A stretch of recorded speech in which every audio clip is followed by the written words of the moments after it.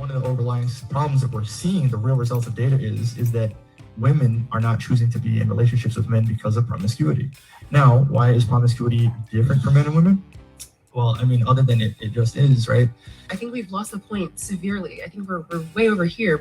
Reel it in. Let's see where you're at. You've got to come back over here. You want me to explain, You answered. You said that the reason why women are going to be 25 and childless or whatever the case may be, and you attribute that to lack of being able to bond because of previous promiscuity.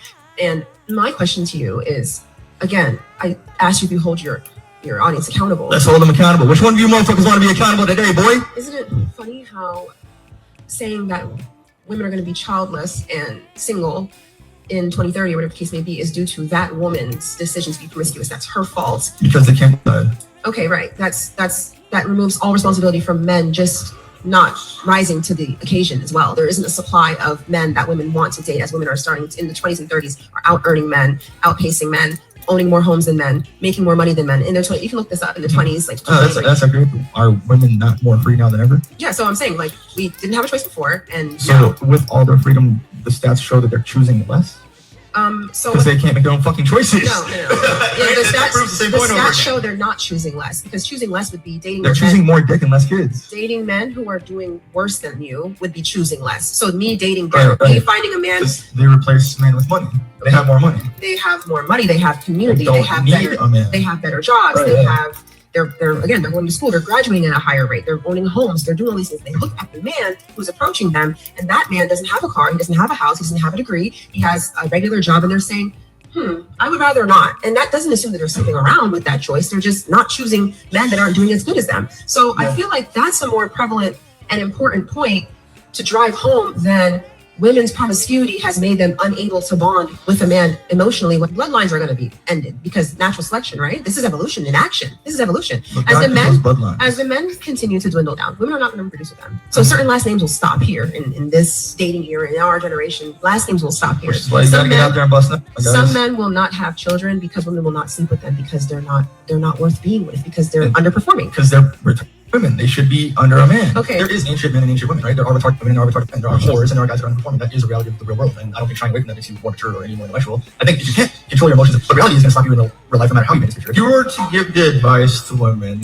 which is very dangerous advice, that they can be promiscuous and that's okay for the culture, I don't see what kind of future you're painting for America when you're saying, no, your purity doesn't matter at all. That's not what I said. What I said was that argument, like if this is a page of arguments and we're talking about the biggest and then smaller issues in here, promiscuity being an issue with the culture of the future is this tiny dot out here. There's much bigger issues such as, again, men on a constant decline. You guys are not performing. You're not making money. You don't have a job. You guys don't have a car. You don't have a house. And women are overperforming. We're overperforming because men are sliding down. So it's not like women are doing the most to be able to be outpacing men. Women are just naturally outpacing men because men are naturally doing worse. That is the bigger thing. You hone in on promiscuity. You honed in on a girl goes and gets 40 bodies in college. When you guys need to be really talking about, you guys, what skills are people in the chat doing? What do you guys work? What certificates are you trying to get? How are you trying to, you're in tech? Have you gotten, you guys need to be focusing on helping men level up as the main point, but you focus on this tiny dot in the middle, women's purity. That has nothing to do with problems in the world. Problems in the world are that men are on a constant decline to the point where now women who started from way down here with no rights have not outpaced them. That is the message. That should be the message. Your message is this tiny dot. Most men who talk like this are usually expressing some kind of insecurity, even if it comes out as anger or judgment against the woman. They feel threatened by the fact that women have more choices today. And instead of seeing a woman as an independent person, they internalize that personal rejection. I mean, the frustration normally stems from fear that they won't be chosen, that they're not good enough, fear of comparison, and fear of not measuring up in a dating landscape, right? That has shifted very dramatically where the woman has choices. Okay, now we make more money. Or the same amount of money, and we have as many choices as we want. Reality is the dating today is very different from the past, okay? Technology, dating apps, and all that stuff. Social media have opened up the pool of potential partners for real. Giving both men and women a lot of options. Everybody got a lot of options. But it's not about us having a lot of options. The pool of men today, like she's saying, often don't match our expectations for what we want. A lot of men struggle with commitment, emotional maturity, financial stability, basic communication skills, which makes dating wild because we are advanced at that kind of stuff as women. The imbalance isn't just on the women's side. Men are often contributing to it as well. When a man complains that women can't keep their pants up or they can't keep their pussy in check, he's ignoring his own role in that dynamic. Relationships are mutual, transactional, and women aren't obligated to limit themselves for men who aren't bringing the full package. What? When a man complains that women can't keep their legs closed, he's ignoring his own role in that dynamic. Relationships are mutual, and women aren't obligated to limit themselves to just one man who isn't bringing the whole package.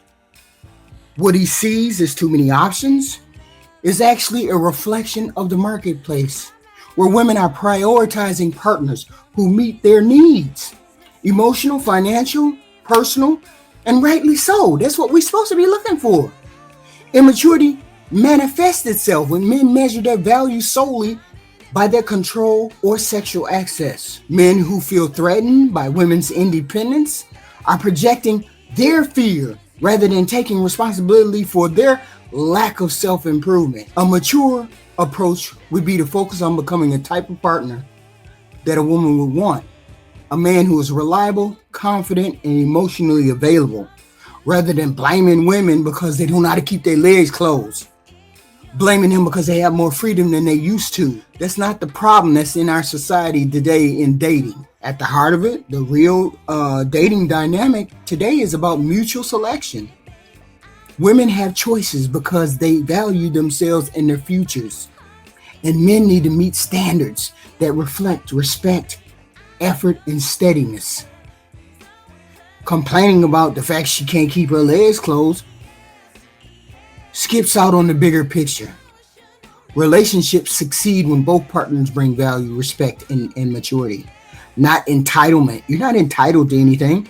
You're not entitled to a virgin. You're not entitled to a person who hasn't slept with anybody.